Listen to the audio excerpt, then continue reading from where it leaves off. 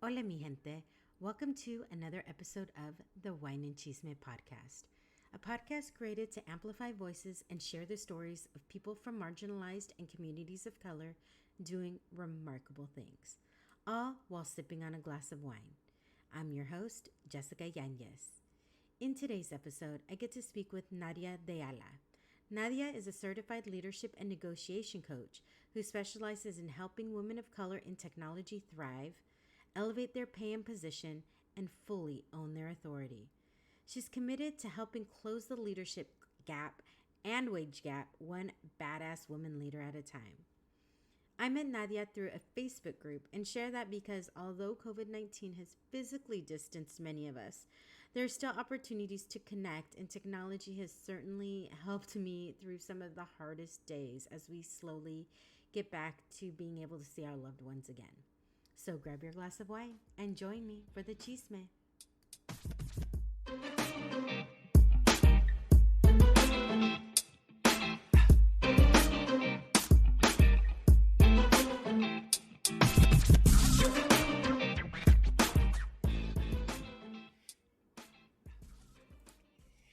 Nadia, how are you today? I'm doing so well. How are you, Jessica? I'm so good. I'm so happy to have you on today. I think having you on in this particular time is probably really needed and probably really good. I can't wait to kind of dive into everything with you. You are a leadership and negotiation coach for women of color, specifically in tech. And I know there's so many things going on, but I know we're in a new kind of weird new normal right now. So let me start off by asking you how are you doing? And then we'll get to the wine and then get to the chisme. Because sometimes I feel like I don't even know what's happening. Starting with the chisme when you asked that at these times. I was like, wait, I just feel like sometimes it's like everything is just so crazy that it gets us off our rocker, so to speak. It gets us off our... Right now I am doing as okay as I can be, in all candidness. I appreciate you asking that. I think that's super thoughtful. And today I am great. As for the past 2.5 weeks, it was really rough, I'll be honest. And just trying to understand what this means for my family. And like many family members have been laid off, and we can definitely speak on that. And just feeling the collective humanity crisis right now as a whole has been seeping into my soul and my bones, and just also really understanding how to show up in my business as a leader has been confusing. But today I am clear, and today I feel more empowered. That may be because I actually, for my own self, I invest in coaching as well. I had a life coaching session and 2 business coaching sessions with my own coaches. So I'm just like, whew, I'm ready. Right now, my coaching sessions involve wine. Yes. And today I am drinking, this was actually a gift from a friend. And this is a Reserva Casillero del Diablo, Cabernet. So it's a cab from Chile, 2017. Ooh. Yeah, here, I'll show you. You can see Chile. this. Wow. Yeah, I've never had a cab from Chile. So, and you are drinking water today. I am drinking water. Am I the only one? It is the wine and chisme, so I have to drink wine. Well, I mean, it's really rough. I can tell, Yeah, you're especially the only one now. be spilling the tea today. And how are you doing today? Before we get started. Ooh, actually, I'm doing good. I've had my ups and downs. Same. So, do you consider yourself like an introvert or extrovert? And how does that affect? Like, I'm an extroverted extrovert. I'm kind of off the charts. So, like I was saying, what I'm trying to do to be creative, because it's not being around people affects me. How is that with you? I am an extroverted introvert, if that makes sense. So I like how you say extroverted extrovert. So I've been managing my business and working remotely for basically like 2.5, 3 years now. So I've gotten used to a lot of alone time. I've gotten used to being at home because, one, I used to be like way imbalanced and obsessively overworking at home by myself and not going out.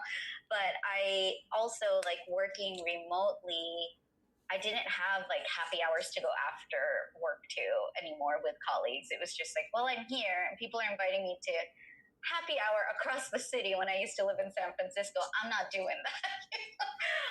But so this is different though. Like, I think the extroverted part of me is kind of slowly, quietly just like going nuts and losing its mind a little bit, because what I like doing, I love seeing my friends and stuff and my homies, but what I really love doing is being able to chill at a cafe for hours and people watch and doodle on my journal and even work remotely from a different space. Like, I love being in cafes and just being around people doing their thing there. Yeah.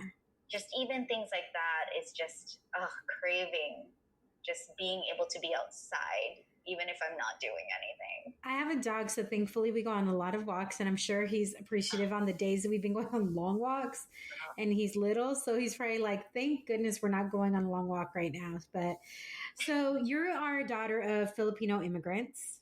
Mm-hmm. What was their background career-wise, and how, like, you were born in the U.S. How old were they when they migrated to the U.S., and what was their background? Were they able to convert that into something in the U.S., or did they completely shift careers? Yeah, that's such an interesting question. So they immigrated in the 70s. I should actually know the exact year, but they immigrated here during a time when the Philippines was under basically like a fascist dictator. And he basically was just super in control, murdering a bunch of people and this, that. And my mom was a trained nurse.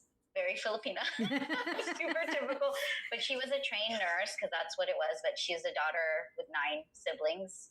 My dad was the second to youngest of 10 siblings, which was very typical in the Philippines. And he studied agriculture because that was the only free major basically that he could get in university. And they were super, super poor. Like, my dad used to tell stories of how he would always borrow the books of his classmates so that he could just copy real quickly, because they didn't have photocopies back then at demand, or like cameras to be able to take pictures. But he would just copy it, and then he would also even wait for them to finish eating lunch so that, you know, he would eat their leftovers that they might throw away or something. Oh my gosh. It was just, you know, feeding 10 mouths in the Philippines during that time must have been wild. But he used to work 6 months at a time in the Middle East doing contracted work, I'm sure construction in like Yemen or Saudi Arabia. And my mom actually immigrated to the U.S. with her family before she was able to marry him and petition him. So even when they got married, they were apart for years. And he would work 6 months in the Middle East, 6 months in the Philippines. So they would send love letters to each other, and like he would go to the one telephone in the village he was in Yemen or something. Oh my gosh, that must make you feel like so appreciative of what we have, because knowing that not only were they married, but like you said, they weren't even, how long did they ever get a chance to see each other? Years. I think it was, from my understanding, maybe a couple years, 2 to 3 years, maybe even more. But I've been through my own immigration process with my husband, so I know my mom like mentally prepared me. And he was here, so it wasn't like we were apart like she was, but she mentally prepared me for, oh, this is going to be hard, yo. Yeah. And then when she finally got him over here in the 70s, she was still a nurse for Kaiser. And then I have no idea what he did at first, but he eventually decided he wanted to be a mechanic, my dad, and taught himself. I remember one of his first employees was someone that he saw fixing cars, and he said, "Can you teach me?"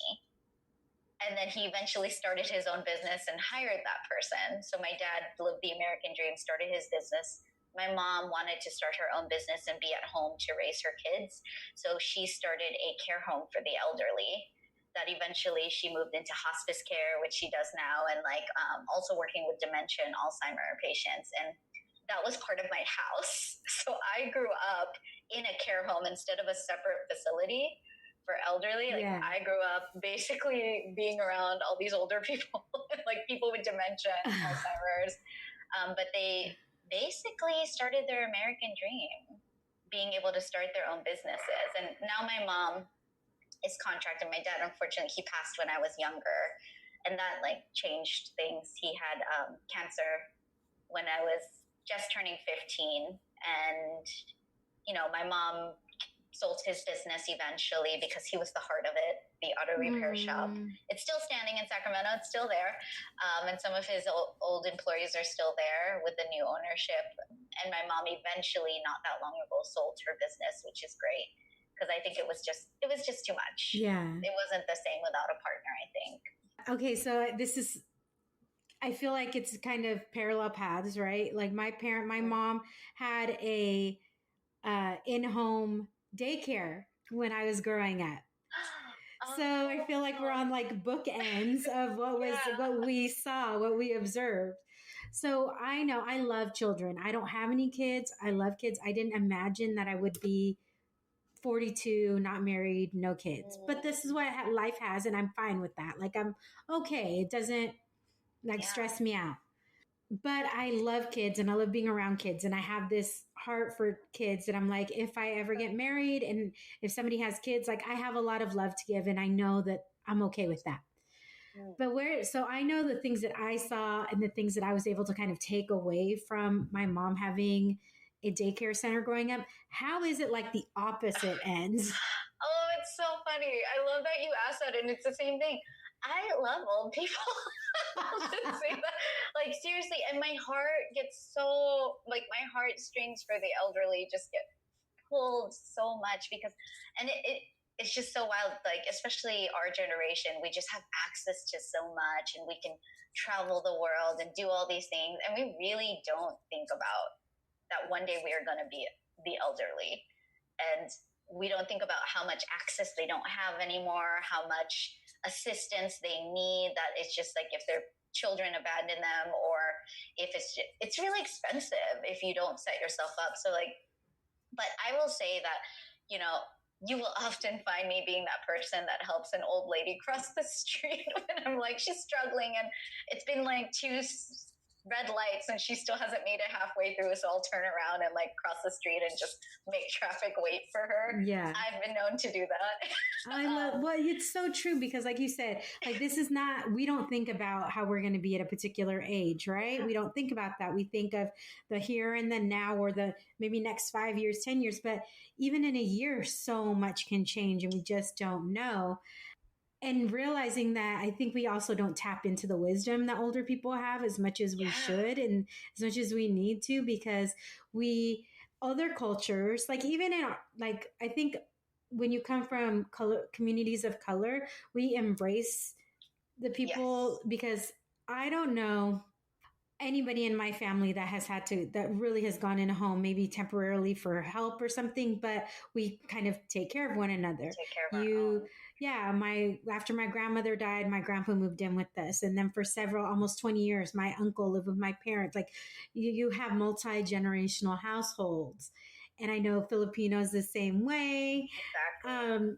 And it's just this thing that I feel like we don't take the wisdom. We just kind of brush general population, we just, as a general kind of society, we tend to brush those who are older off, and we're always about the young, the strong, the healthy, but you just never even know what's going to happen. Look at what's happening with right now. You have somebody who's 104 years old with World War II, whatever, who survived COVID-19. And then you have, heartbreakingly, I think I just heard of a 6-month-old who just passed. So we can't take for granted either or, right? We just need to make sure that we appreciate the things in the moments. I agree. So speaking of that, like when you were growing up and your parents having this very intense, I mean, I would imagine it was a very intense romance, because that's what it was when you have to write letters. And then finally they're together in the U.S. and they start a family.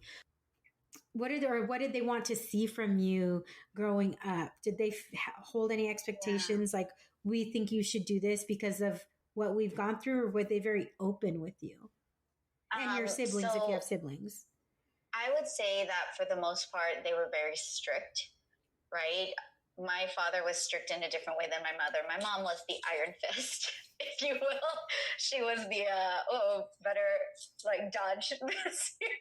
She was definitely super disciplined and expected discipline out of her children as well. But at the same time, flexible. Like she was just so busy that it was easy to get away with certain things.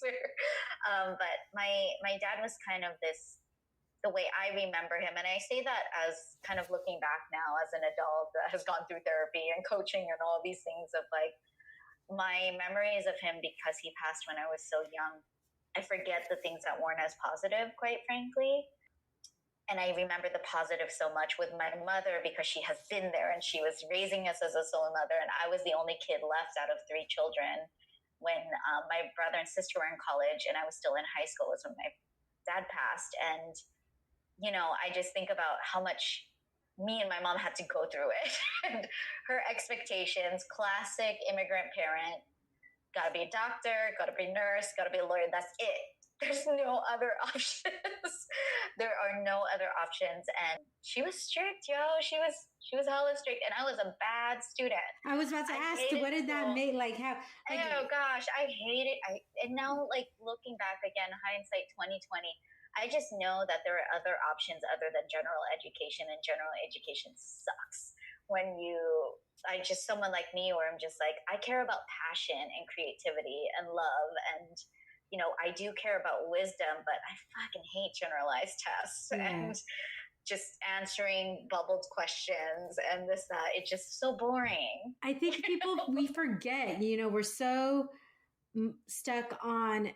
And I do have a degree. But I went way later in life when I went to college because of circumstances that happened within the family and everything like that. But for me, for what I wanted to get into, it was very, like, I couldn't break through without that degree.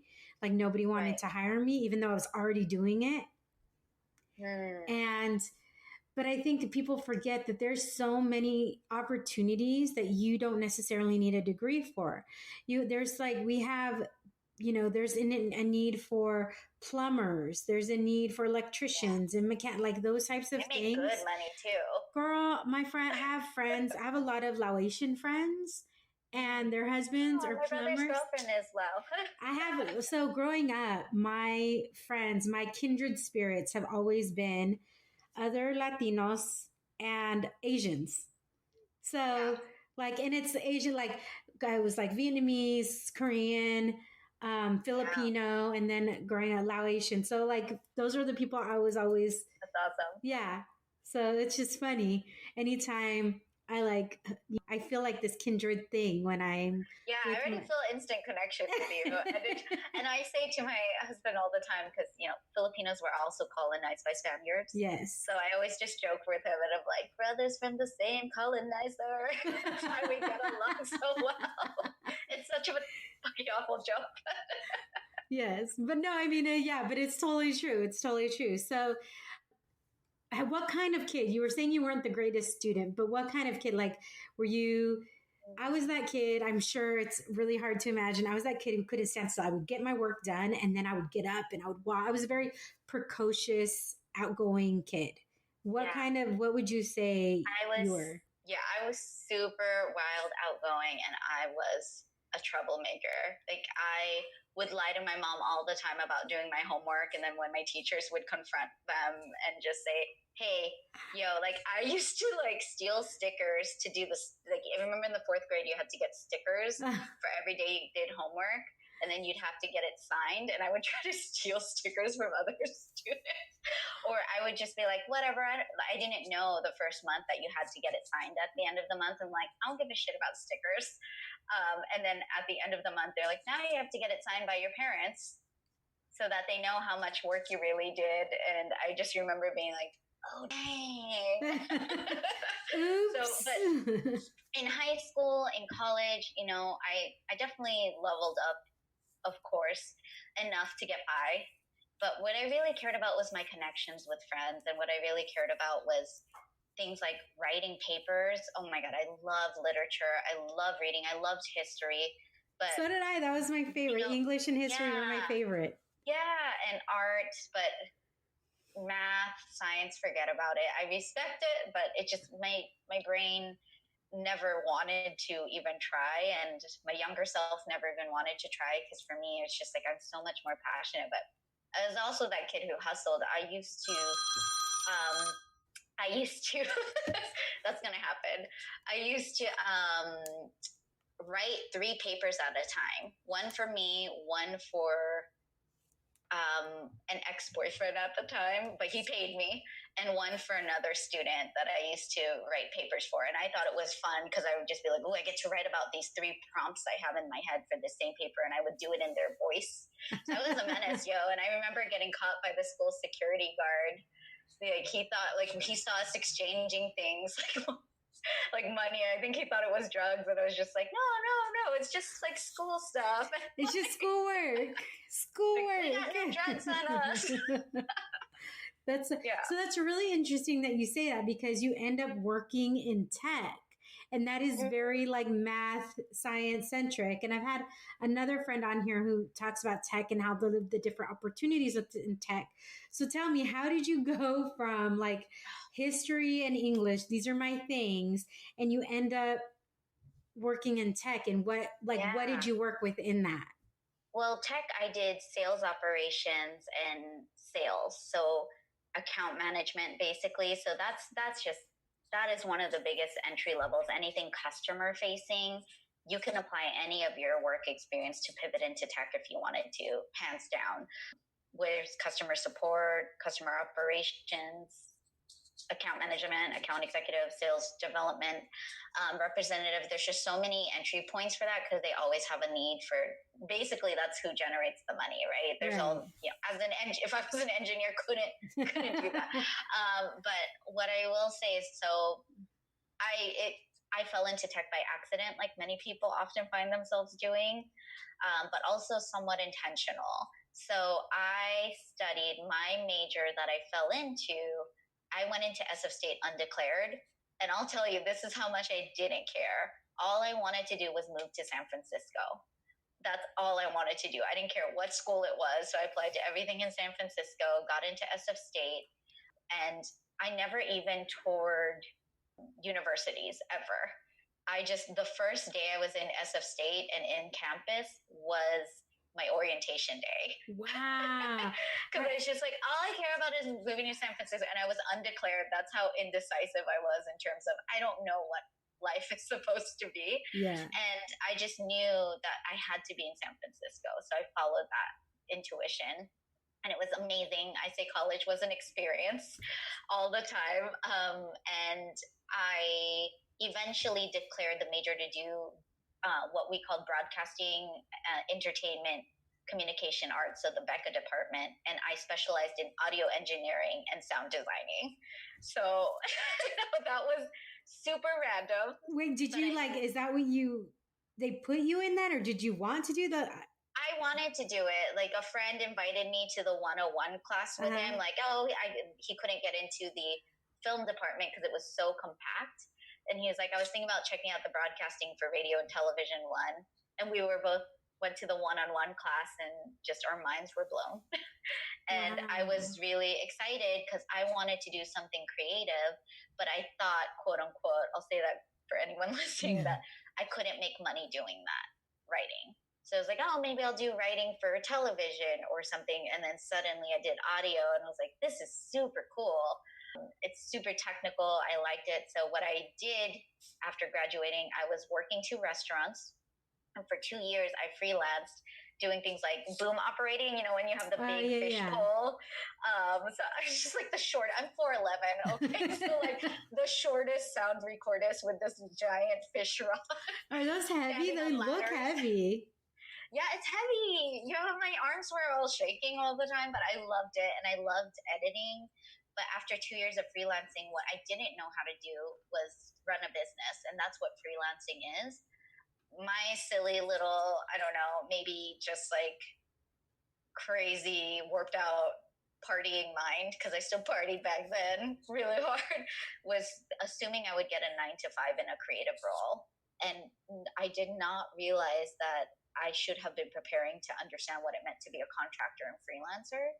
And I always think, now that I know business, now that I run my own business, now that I know sales and everything, like how cool would it be to like see if I could have made that work? But I got burnt out. I got freaked out. How long did you do that for? Like, I did it for about 2 years while working 2 restaurant jobs, often working double shifts.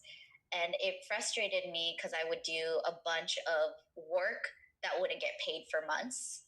And I was just like, well, I did this like 6-day gig and I didn't do my restaurant gigs for 6 days. And I have to wait 3 months for this paycheck because you're getting your funding for your production, XYZ or something. That's right? It almost prepared you for what's happening now. Yeah. And, I got freaked out because I remember one day, so I was working for one of my main contracted gigs was for the Academy of Arts in San Francisco. And I was doing boom operating. And one of our gaffers who like take care of the lights and everything and the set in the room, he was saying like, shoot, dude, my wife is pregnant and she has twins. We're finding out we're having twins and we're not financially ready for twins. And then I started getting all freaked out for some reason by that about like, oh shoot, I don't have any insurance or anything. So I quit all of that. I got a full-time job as a sales reservation agent in hotels. So I went into hospitality. I love this because I know I'm just jumping everywhere. Well, I mean, I remember I was reading that you say you were always accepting a series of opportunities that were the quote unquote next best thing. So yes. I feel like a lot of people can relate to this. I can relate to it of the different kind of things that I've done. So I love hearing this. So continue. Yeah, no, that's exactly it. Like so many people, we just keep chasing the next thing. And for me, the next best thing was I want to get a weekend day off. So I accepted a role that was Tuesday to Saturday. And I thought it was amazing. I got Sundays off. And I wanted health benefits because, I felt like I needed to take that on and have that security. After I quit, my last day was on my 1-year anniversary because I quickly realized there's just like, okay, this is cool. This feels great to have this much money coming in, but I know I don't want to live in a hotel and advance in a hotel. So I went to Booking.com. So that was my first tech job. So I went to work for Booking.com under the Priceline Group in SF. I had markets like Silicon Valley where I would drive to hotels like the Marriott and the Fairmont and San Jose or something. But before that, I did sales operations, which I loved. I loved like building things in the background and then supporting our sales team. But eventually people kept telling me to go into sales. Like managers are like, we really want you to apply for account management. And I'll say this because I really think about this now and I've been wanting to write a piece about it, how the one person who actually convinced me to do it, because I had a feeling I would hate sales. I would hate being quota driven, which I do hate. I love money, but I hate being quota driven and the pressure of selling something. And a white male, because I work with women of color, right? A white male was the one who told me, hey, you should go for this because what you'll use this for is a stepping stone to get a better job somewhere else. And I was just like, oh, that's smart. I followed that. And once I left Booking.com because, just reorgs and restructuring, and I just wasn't feeling it as much anymore, I went to HelloSign, which I became the first account manager ever there. At HelloSign? I applied for a different role and they're like, oh, you're an account manager. Would you like to be our first account manager? It's a new role we haven't even put up yet. And I was just like, sure, I think I can handle that. What is HelloSign? So HelloSign is like if you, they're an e-signature platform. Oh, so Sign. For some reason I thought you said Sign. They're electronic signatures. They're like DocuSign's competitor. They just got acquired by Dropbox last year, which is awesome. Okay. Very proud of them. And so, I mean, the rest is kind of history. Like that was my first time in a pure tech startup. And I got to create so many sales systems from scratch. And it was incredible experience. Like I learned how to negotiate like crazy there. I feel like that's where I got I learned so much about business there. And I think that's where I truly learned how to run a business. So at what point, so you're doing these things, you're account manager, you're learning these things. At what point were you finally like, I'm done with this? And was it something specific that made you go, maybe this is not what I want to do anymore? And how did you come into being like, from how did you kind of pivot from, I love that word pivot. I probably say it in every single episode because I think it's, That's what we do. yeah. I mean, I think it's so much, that's really what you do, because if you see something that's not, you move, right? So you, instead of just moving, I feel like you're like focused. If you're focused, you're making a pivot into something more intentional. So how did you kind of make that from what you were doing as an account manager, or were there other things between, or what, was there anything that made you say, okay, I want to do my own thing now? I've learned business. I understand how to run a business. Like, what was it? Yeah. So, I mean, the chismes of it all. We say chismes in Tagalog, but like the chismes of it all is that I'm dropping F-bombs. I hope that's okay, but I already knew, even before accepting that role, this is my last sales role in tech. Like, I just knew it. And I will say what it was that I was frustrated with a lot of the politics, because that's just everywhere. And I handled it well, but what I was really frustrated about was seeing like a lot of my friends who happened to be mainly women of color were also frustrated and not handling it well. Yeah. Right. And it's just like, this is silly. And I tried to pivot throughout. Like, I told my boss at the time, I wasn't afraid to tell him. I was just like, I hate sales. If you can help me get out of sales within this company, I would be more than happy to stay.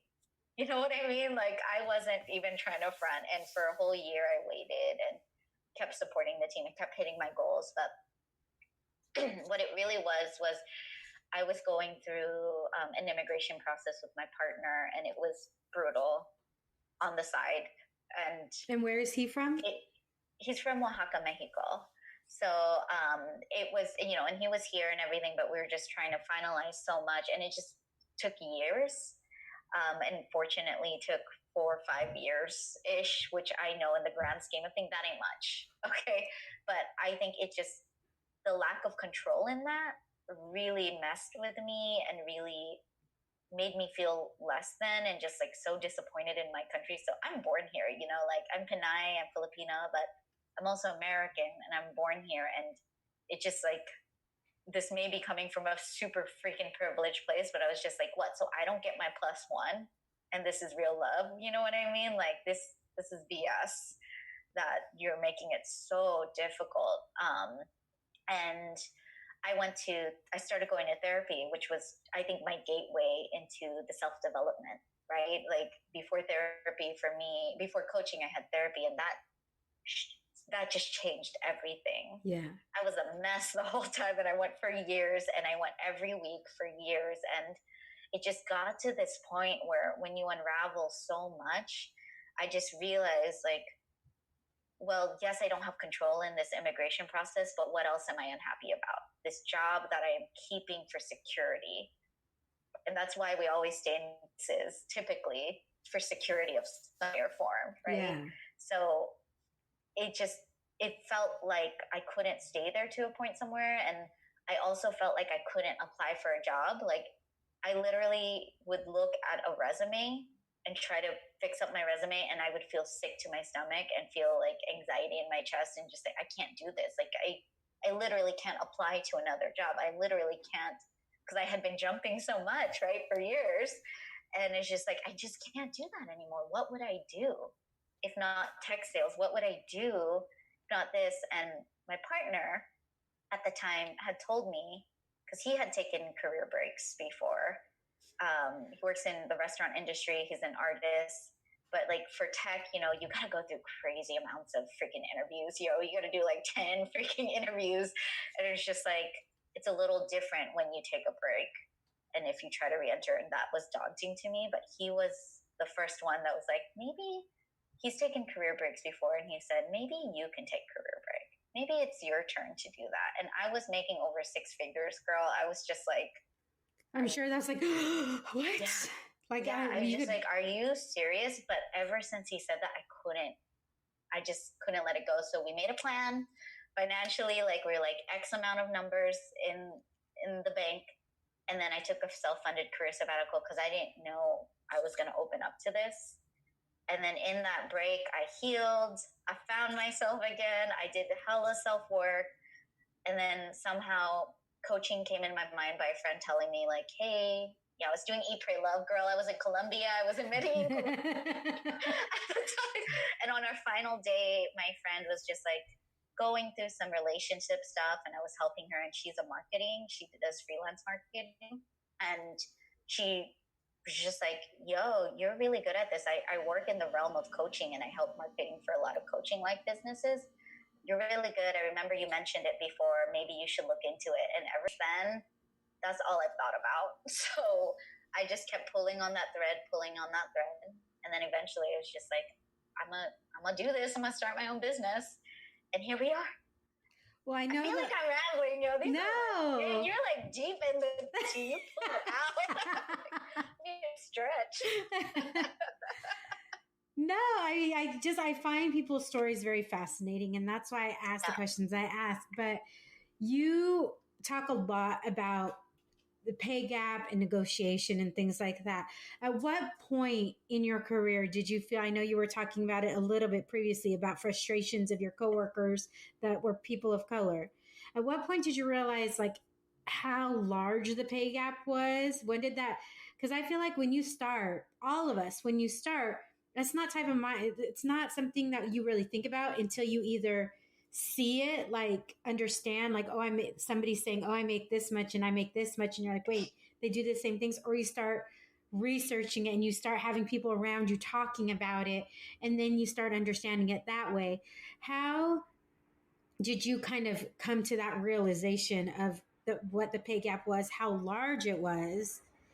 And not only just for people of color, but particularly women of color. And was that something you actually experienced yourself? I feel like sales, it kind of bridges that. It's one of those things that kind of bridges that gap because it's based on performance, but not always. So is that something that you were experiencing?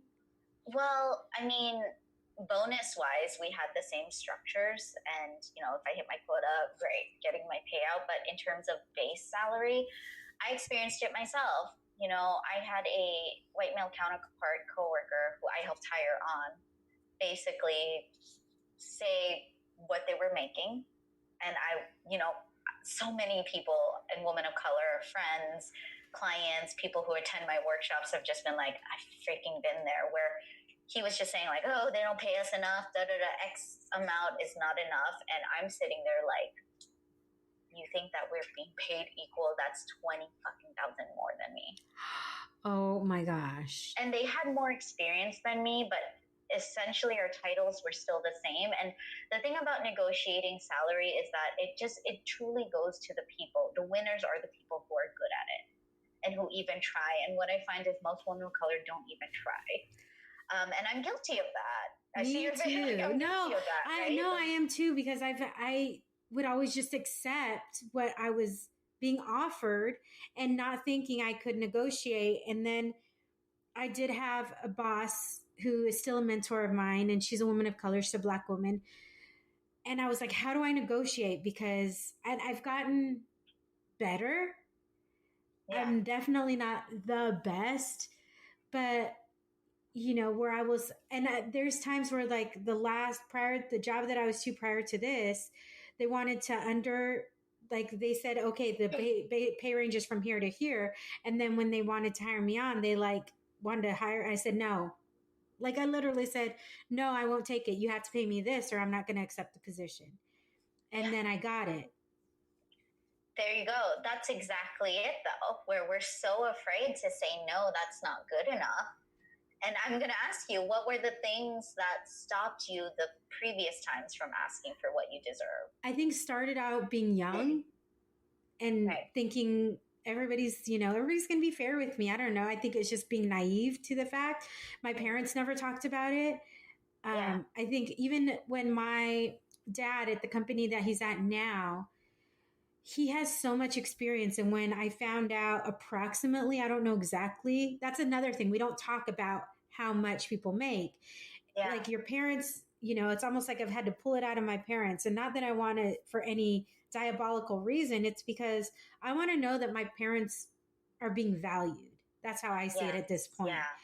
And so when I found out how much my dad was being offered, I'm like, well, why doesn't he ask for more? And my dad didn't want to rock the boat. You know, it's a really good cut. And it's like, they don't want to rock the boat. And I'm like, do you realize how much experience he has? Like, they're offering him the job for a reason. The worst they can say, and this is kind of the motto I live by now, is if you don't ask the question, the answer is always no. Yeah. And the worst they could say is no. And if they say no, they're not going to rescind the offer. They're just going to say, no, this is what we can offer you.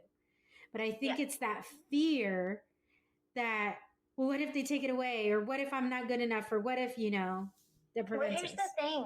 They can rescind the offer. I actually had a previous client. The offer was rescinded. And it was after the fact of us working together, right? She used the tactics, but like, unfortunately, she emailed me saying like, offer was rescinded, this, that, but I'm back on my high horse. I'm getting what I deserve. And she actually just emailed me. So that was about a couple months ago. And I was just like, oh man. And I have no idea what she did, right? It wasn't technically under my guidance, but I'm proud of her for going there because she was so clear on this is what I will not take less than. Yeah. And unfortunately, this company, which I consider a red flag, and I told her that in my email response, that's a red flag that you probably might be dodging a bullet. And I'm not just saying that to make you feel better, where if a company is so offended that a woman of color is trying to claim what she is worth, and all they said was, oh, we're rescinding the offer because we feel like you're not satisfied and we can't satisfy you. And it's just like, you didn't even give her a chance. You didn't even make a counter offer or anything like that. No, we're not accepting that counter. This is the best that we can offer you. Take it or leave it, so that she had a chance to leave it or take it. And my heart sank. But at the same time, I was like, I am in awe of this person willing to go there, willing to face the fear that what if this offer is rescinded? And guess what? She just got offered a job at Google for $35,000 more than what that company was trying to offer her. Oh my gosh. So what would you say? There you go. Yeah. Oh my gosh. That's awesome. That's the thing where I'm like, I'm sorry, but no, you actually should be willing to face that fear of the offer being rescinded, because do you really want to be stuck making $35,000 less? No, totally. The next 2 to 4 years in your career. No, I think as women, it's a privilege, right? But it's just, come on. I know, I totally agree with you. I think as women, and particularly women of color, we're so like, we're so accustomed to just kind of being like appeasing. And even though I am somebody who I am very strong-willed and everything, I still want to, I think it's definitely a lot less now than it was when I was in my 20s. Where you still wanted to please everybody. You still wanted to make sure that you were, you didn't want to feel like you were the troublemaker, and you were always, and I feel like because I did that a lot when I was younger, like I was the one who was always talking, or I was always the one who's this or that I didn't want to be that as an adult. And I didn't learn how to say like, no, this is how much I want. What would you say prior to this whole pandemic happening and now, then versus now? What has been your client's biggest concern prior to and now maybe currently? I love that you asked that, because in my business coaching for my own coach that I pay for myself to have guidance and clarity, that's actually the exact question that I'm working on figuring out, to be really clear on what it is right now. But prior to, it's really overall leadership and the ability to self-advocate courageously and confidently, right? To be able to claim what is yours and to be your realest self. So my leadership program is really called Real You Leadership, because that's the biggest thing, where how do I truly believe that if we can find ways to show up as the realest selves, our best versions of ourselves, our most courageous selves that are willing to go there, and within reason, right? Like, I'm not saying put yourself on like in an unsafe situation where you're like, F you, like, no, we're not doing that. But in your own way, authentic to your core values, who you really truly are as a person, how do we show up in any room, no matter who is in the room, right? Real life and virtual now, but to be able to say, no, these are the standards that I bring. This is the value that I bring. This is how badass I am. I am advocating for my work. It is worth your attention. It is worth your respect, and it is worth this money, right? Like that stays no matter what. It just feels different now. But you kind of hit the nail on the head with all these things you're saying of people pleasing, right? So I have these 4 bullshitter mindsets, like bullshitter, that's what I call them, of like self-sabotaging mindsets that women of color typically have. One of them is the good girl, obviously, of like this people pleaser in us. And that's one of the biggest ones where we don't take what we want. And another one is, for instance, that we haven't discussed is the, toxic femme. Basically the one that's like, F you, I'm going to burn this place down. I'm going to leave a bad Glassdoor review. Like, you don't deserve me. And like, we can quickly switch from one to the other. And how do we overcome that is the biggest thing. A lot of my clients are high achievers and perfectionists. So today, in this time right now, those things are suffering. Those type of like type A, I need everything to be just right, or suffering because we're so overwhelmed right now. Yeah. And I think leadership looks so different right now. And I think what's really coming up right now that I'm helping a lot of my clients is, how do I secure my leadership and my role? Because there's a lot of layoffs happening and I need to shine right now. Yes, I need to take care of myself. And it's okay, it's natural if I'm depressed and overwhelmed and super frustrated with like my living situation and everybody's at home, or I have kids and just how do I shine? And I need to make sure that I keep doing the work to shine, because that's quite honestly, that's job security right now. Like, we need to be able to make sure people still see us, even if revenue is going down in companies, even if, objectives have changed. We need to be able to like freaking shine right now and show like, I am worthy of you keeping me and retaining me, and I can actually still advance and be promoted and ask for more money as we go. How do you think the tech industry is responding to what's happening right now, as far as jobs, as far as just leadership, as far as providing?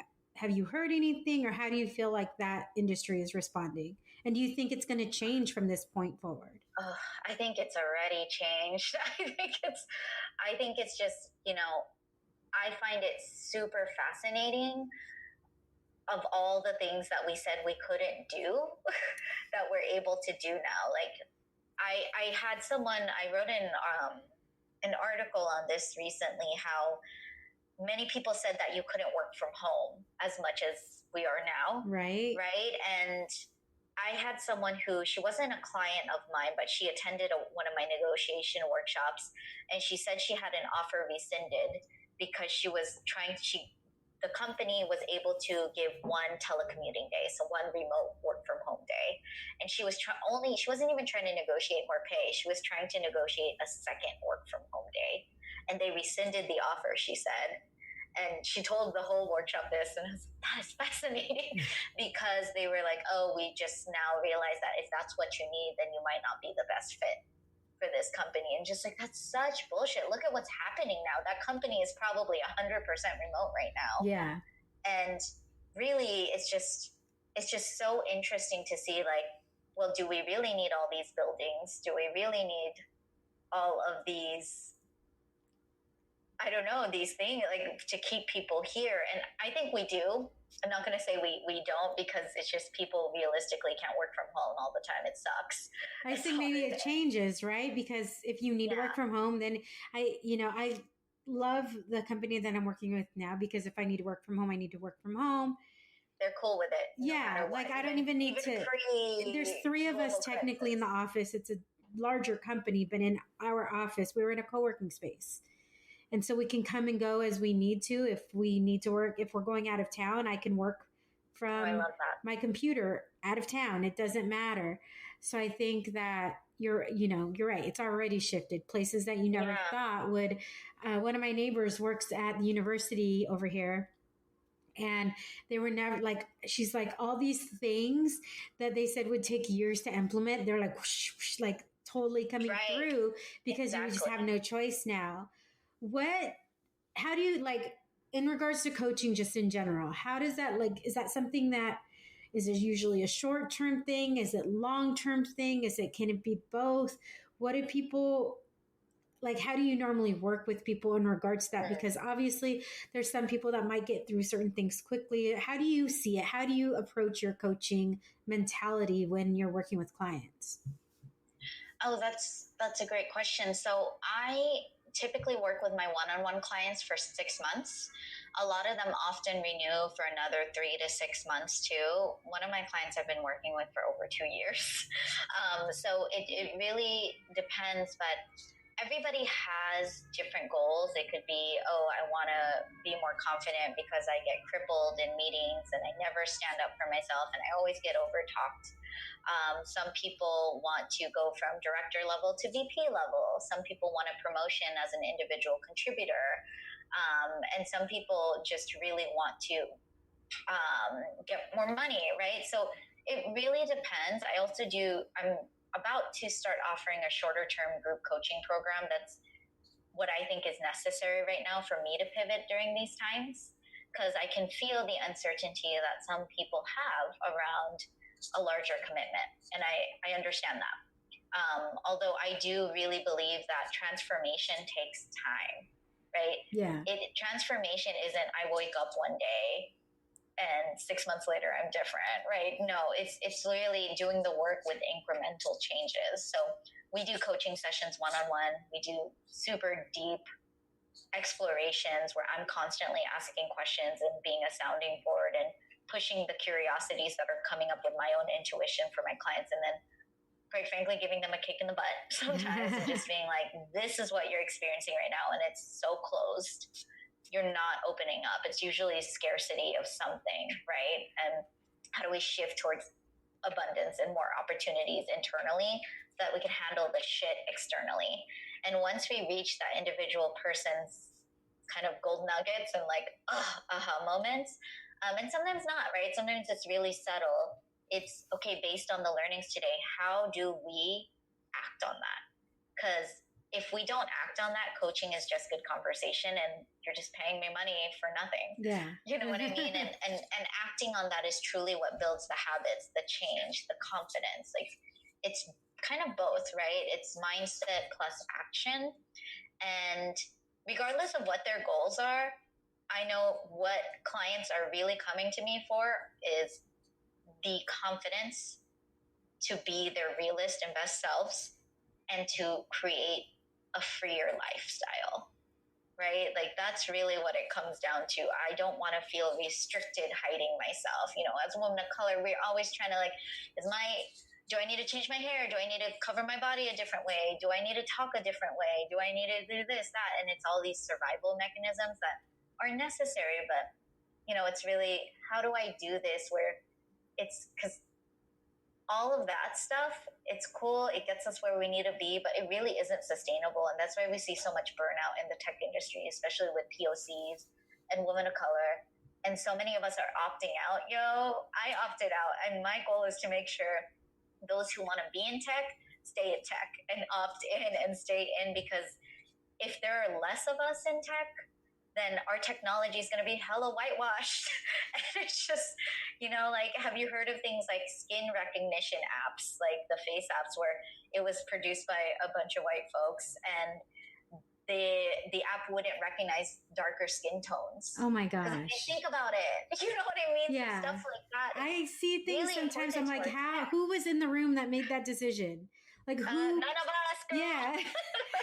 don't you see that? And you're like, who? Like you're like, how to somebody, and I'm a light-skinned Latina, so and I see that and I'm like, who thought that was a good idea? Why would you not, like, especially if there's anything referring to ethnicity or color or race or anything, why would you have somebody who doesn't represent any of that in the room, like all those people, to make those decisions? So I'm glad that there's somebody like you who wants to truly make sure that, you know, you stay in there, help build that confidence and everything. Before I get to the questions that I ask everybody, is there anything that I haven't asked you that you want to make sure that you convey before I ask you to provide all of your contact info? Yeah, Really? Sure. I mean, I feel like you've just explored my whole being. So, I mean, I really am appreciative of you even giving me a deeper reflection of my own life and what brought me here to this moment. Aww. You know what I mean? Just because it's bringing up all these lessons for me of my big why, of why this is really important to me. Just even from a familiar level, like my family, my mother is my big why. I want to help her retire one day, hopefully soon, because she should not be working right now, especially during these times and what she does. And my big why for my clients and the audience that I serve for women of color in tech, of I want them to be empowered to stay opted in and to thrive in tech. So I really appreciate that. Oh my gosh. No, I'm so happy we connected. I mean, we found each other on Facebook from a Facebook group. And Yeah. I couldn't be happier to have you on here and to be able to have you be able to share that story. If people want to get a hold of you, how can they do that? Like website and social. And I'll make sure to include those in the show notes as well. Thank you. Yeah. So everything is my name. So my business is Nadia De Ala Coaching, Leadership and Negotiation Coach. So my website is nadiadeala.com, NADIADEALA.com. And you can find me on Instagram under the same handle at Nadia De Ala, or LinkedIn. Just search me.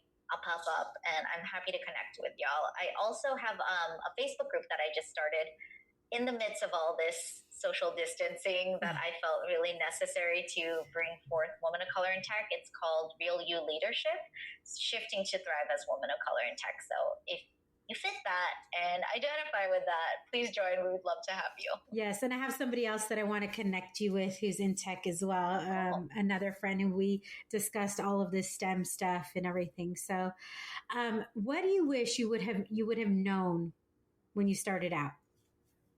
Wow. I am feeling called to answer what I wish I would have known when I was in tech, is that you deserved more than anybody even to be in that room and deserve to be yourself no matter what. That would have been gold, because there were so many times where, and I had moments where I would still stand up and share myself and just be absolutely ruthlessly myself. But I just wish that that was normalized. And I wish that I knew I could handle the unknown that I was afraid of, which is, oh, will they retaliate? Will they think I'm the angry brown woman? Will they XYZ, right? And I would have been able to overcome that. So, yeah. What are you curious about right now? Ooh, it feels so interesting being, under the COVID-19 stress and overwhelm. I'm curious about the outside world. Right. I think that what I'm especially curious about right now is what are the new problems that are to emerge for my clientele and women of color in tech working remotely and in a at least feeling scarce job market within tech. Like, what are the nuances that I may not know yet until I hear it from my clients, right? I'm really curious about, because that informs my business and that informs my leadership. So I would really love to know what's under the hood of all of this right now. But don't we all? Girl. So failure is something that we can either cower from or embrace, because ultimately failure is what teaches us, where we need to kind of make improvements or whatever. So what is something that you have failed at that you've learned from? Oh, everything. I feel like I fail every day at something, and that's okay.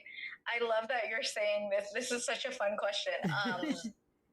I'm going to pivot towards negotiations. I failed at that plenty of times, and I share it all the time in my workshops and with my clients. I didn't negotiate my first 2 salaried roles, so not negotiating is a big fail. And the first time I negotiated my role, one job, I was nervous to the core. I wasn't even asking for much more. And I made the mistake of giving my exact salary that I was currently making at my previous role. And guess what they offered me? my exact salary.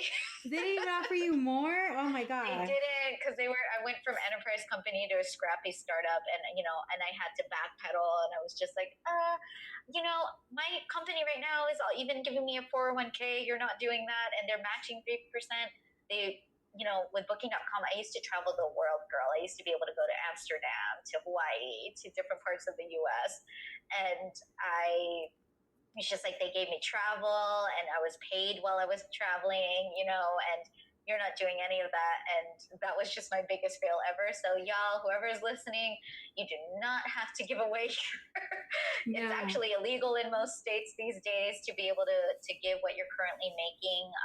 And there are plenty of ways to pivot and not share it and put it on the company to give them the range that they budgeted for. So yeah, and I think the other thing for me, and maybe other people find it as well, is I never want to feel like I'm overshooting, but then I don't want to undershoot myself. That's always like a challenge, right? Like, okay, if I hate when you're applying for a job and it asks you like the rate of pay that you're looking for. Yeah.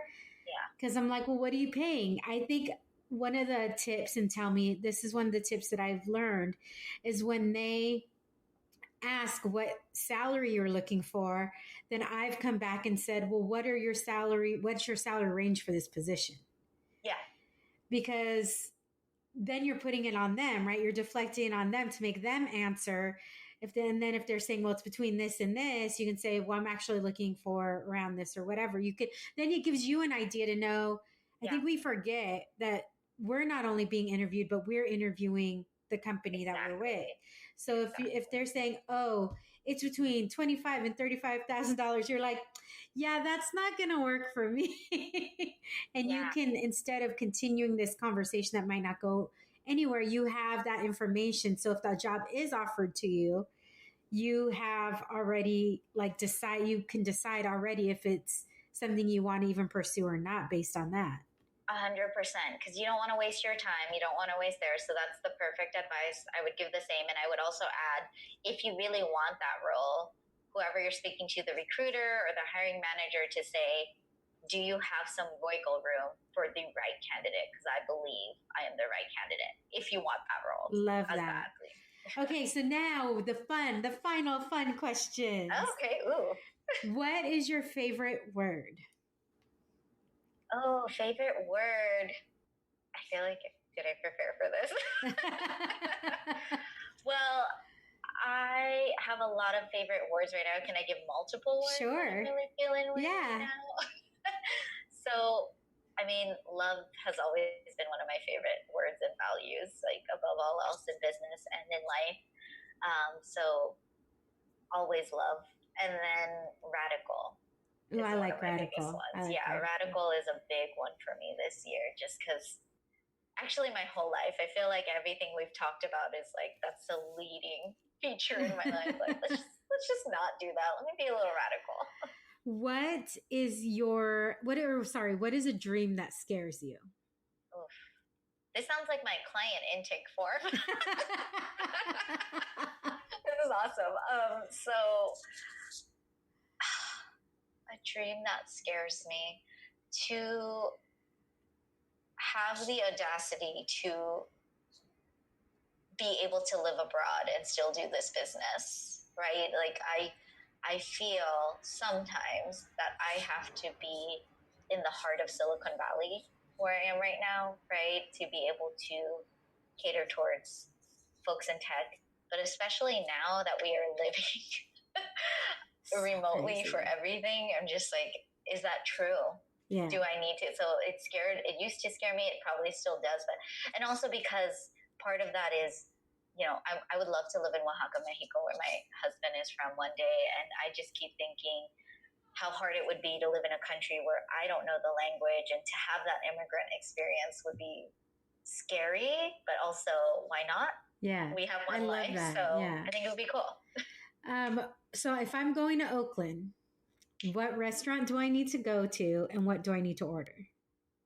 Oh, so funny story. I just moved here in January. Okay, so where were you before? All of this happened where I can't explore new restaurants.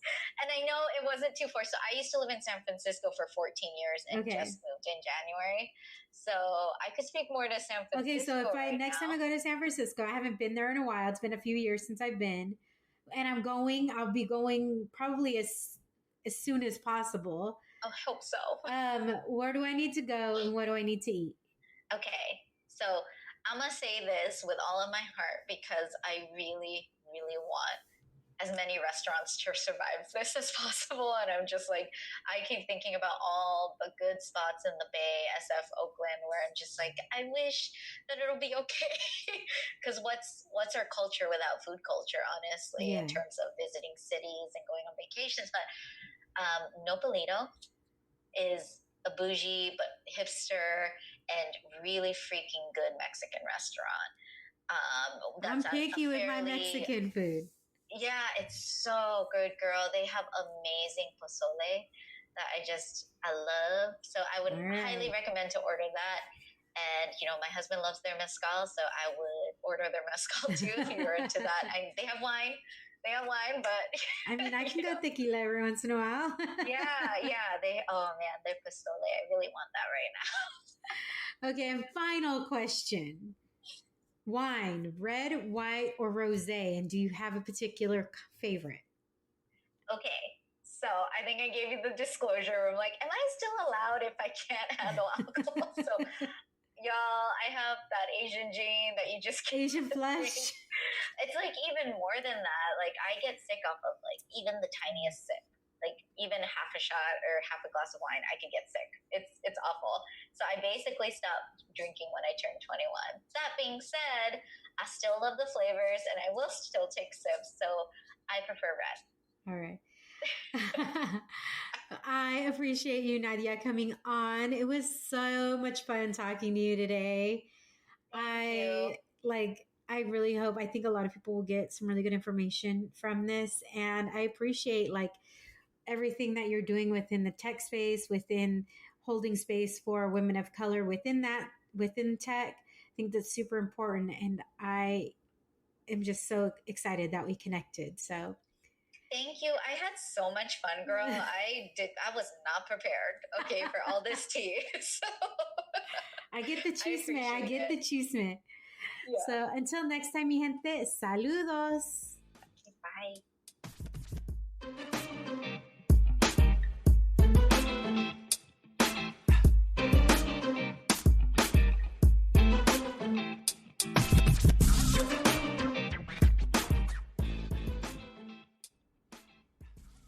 Nadia, thank you again for spilling the wine on your journey from sound engineer to a coach in technology for other women of color.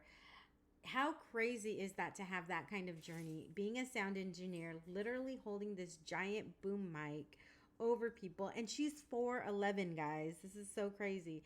To now just being such a badass and teaching other women how to harness their badass and really how to thrive in their own lives. I can certainly relate to taking career opportunities that were quote unquote the next best thing and finding my way through the haze and into a purpose. And I hope that you guys are finding your way or have found your way into your purpose as well. Do you have a story that needs to be told or know someone who does? Then please reach out to me via my social media channels. You can reach me on Instagram at The Wine and Chisme and on Facebook and LinkedIn at The Wine and Chisme Podcast. I want to hear your story. Remember, if you want to hear more Wine and Chisme, please subscribe, rate, and review. 5-star ratings are always appreciated, and those positive reviews are appreciated even more. So please keep them coming. I'm so happy you were on this journey with me each and every week. So until next time, mi gente, saludos.